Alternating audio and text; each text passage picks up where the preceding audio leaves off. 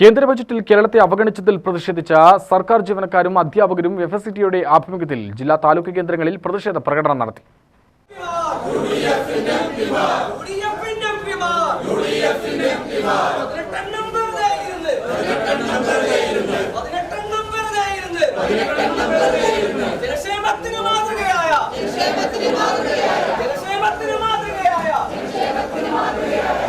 പാലക്കാട് നടന്ന പ്രകടനം KSTA സംസ്ഥാന സെക്രട്ടറി MK നൌഷാദ് അലി ഉദ്ഘാടനം ചെയ്തു.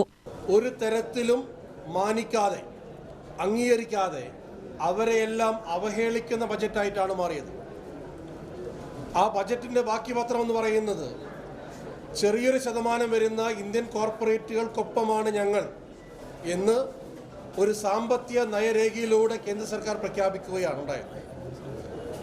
നമ്മളെല്ലാം പ്രതീക്ഷിച്ചത് അടുത്തൊരു 5 സംസ്ഥാനങ്ങളിൽ തെരഞ്ഞെടുപ്പ് വരാൻ വേണ്ടി പോവുകയാണ്. അപ്പോൾ സംസ്ഥാനങ്ങളിലെ തെരഞ്ഞെടുപ്പിൻ്റെ വേളയിലെങ്കിലും ചില സർക്കാരെങ്കിലും ചെയ്യാറുള്ളത് ജനപ്രിയ ബജറ്റ് അവതരിപ്പിക്കുക എന്നതാണ്.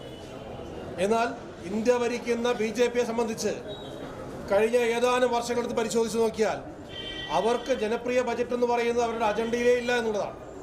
അവരാഗ്രഹിക്കുന്നതേ ഇല്ല എന്നുള്ളതാണ്.